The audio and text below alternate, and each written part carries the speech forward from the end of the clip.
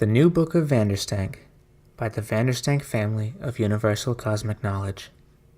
Ch.5, Water. Part 2, the Prayersition. A more recent development in the Vanderstank family is the creation of the Prayersition, commonly known as the Prayersition, or the Prishin, short for apparition, which is a portmanteau of applicable Prishin, which is short for Prayersition. The Prayersition was crafted by leading Church of Vanderstank researchers to ensure a truly divine experience. It is similar to the standard Western prayer position of kneeling with your hands together, only your hands aren't together and you're kneeling horizontally in water, with your hands grasping your ankles and your lungs filled with just enough air so that your body is weightlessly floating, only the soles of your feet touching the bottom of the tank/bathtub/lagoon. Begin by lying on your back in a fluid such as water, with your knees bent all the way or nearly all the way so that you may fit relatively comfortably in whatever tank or tub you choose. Extend your arms and grasp your ankles and use them to pull your torso closer to your feet so that your heels are touching or nearly touching your ass. You should notice the buoyancy of the fluid creates a leverage effect that elevates your head and torso enough so that your face is just above the waterline, especially when your lungs are at their fullest.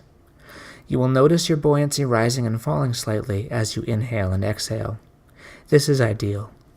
This wavering straddle of the boundary between water and air mirrors the wavering straddle of the boundary between real and imaginary to which we all aspire.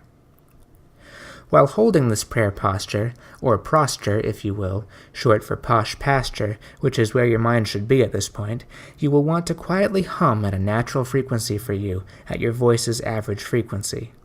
Since your ears should be just under water, this humming will resonate much more intensely in your head than it would out of water. Focus keenly on the additional harmonics produced here, as well as the additional resonances of other parts of your head ringing and vibrating, such as various small bits that may be loose in their sockets. This position was inspired by the shape itself, which is somewhat close to the final shape your body will be taking at this point.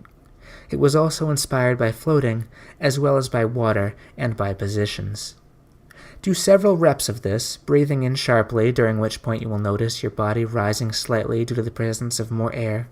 This is where the word prayer comes from, in fact, a contraction of powerful air, and then letting it out in that natural humming frequency which will be unique to you, since everyone's voice is somewhat different. Critically, on the final rep, you will want to suddenly stop silent in the middle of the hum and open your eyes wide. This is called septic shock, and is a crucial mind-opening experience that coaxes the mind towards the real and then suddenly forces it back into the imaginary, like when you're flipping between channels and then you stop flipping in the middle of a flip and you get both channels or something. It isn't a coincidence at all that this underwater state feels special, inspiring, new and yet old. We mustn't forget that we spent the first 9 months of our existence submerged in amniotic fluid. It is our home, our original state. It is no wonder the nasty surprise of birth was such a horrendous experience for us. It was a paradigm shift we didn't have the tools to predict. It was the first time we experienced true pain. It was the first time we cried, and some of us, it seems, have never recovered. Perhaps submersion therapy and the Prayersition itself are just nostalgia therapy by a different name.